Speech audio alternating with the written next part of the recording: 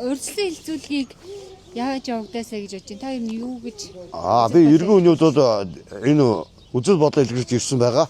Энэ шүүх урдаг бол нээлттэй яваасаж чадсан тий. Тэс чи хаалттай гэд постод гарсан болж одоо нээлттэй явж байгаа юм байна. Сайн байна. Тэгээ ямар ч гэсэн тэгээд отгон цэцэг гэжтэй тий. Хогч эмэгтэй чинь тийм биз дээ ээж. Отгон цэцэг дэмжлэг болоод гандамөр миний би бол ирээд ингээд одоо шүүх урдаг дуустал хийж гадаа зогсно. Хэвлэгэнтэй хамтаа байна.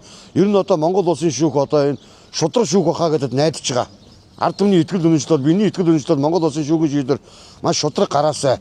Ер нь тэгээд 2-2 хүний амь насыг өнөөцөн цуврал адуурчин энэ гэмт хэрэгтэнгүүдэд бол хуулийн дээд одоо ял санкцыг өгөөсэй гэдгийн төлөө би зогсож байгаа. Тийм Монгол улсын шүүх бол шудраг байх ахтах нь бол найдаж байгаа шүү тий. Сүүлийн үед ер нь аимшигт хэрэгүүд бас удаа дараа гарч ийн л да. Энэ дээр та ер нь ямар байр суурьтай юу гэж харж байна? Энэ нийгмийг Энэ нийгэм бол тэр чигтээ айц хүч давтсан байгаа. Энэ одоо сүүлийн энэ сая 2026 оны 1-р сарын 4-нд болсон тэр сэтгцийн эрүүл мэндийн өвчтөе этгээдийн тий хүн амны хэрэг үйлдэлээ шүү дээ. Гэр бүлийн хүүс тэмдэрлээ. Энэ чинь хамгийн аимшигтай нь юу вэ гэвэл энэ Монгол улсад эрүүгийнхээ хуулийн энэ сэтгцийн эрүүл мэндийн өвчтөе нөхдүүдийн эрүүгийн хуулинд өөрчлөлт оруулахгүй бол 2012 оны хуучин хуулиар яваад байгаа байхгүй юу?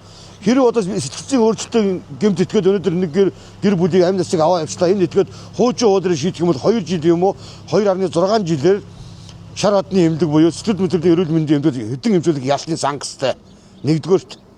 Хоёрдугаар одоо ямар ч хууль зүйн дэд сайд одоо дэв мөнгө хөрдөн санаачлаад явж байгаа юм билээ. Миний зүгээс бол дэмжиж байгаа. Нин яаралтай улсын хурлын хаврын чуулган гэж хүлээхгүйгээр энэ төрлийнхөө гэмтрийн эргэн хуулийн нэмэлт өөрчлөлт бол яаралтай оруулаасаа гэж одоо иргэний хувьд хүсэж байна тий. за баярлалаа. За баярлалаа.